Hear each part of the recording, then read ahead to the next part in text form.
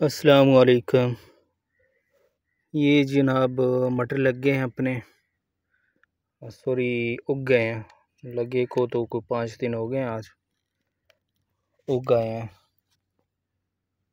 ये देखें सारे पौधे निकले हुए हैं माशाल्लाह।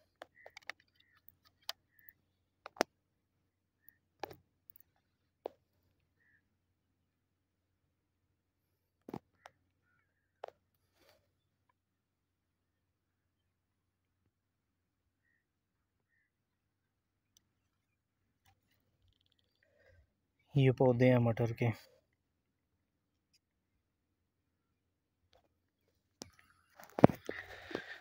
ये दूसरे पानी की तैयारी चल रही है, इसको कल या परसों इंशाल्लाह दूसरा पानी लग जाएगा। उग सारे गए हैं लेकिन अभी ना कोई 1-1 इंच ज़मीन से बाहर आए हैं, ज़्यादा बड़े नहीं हुए अभी।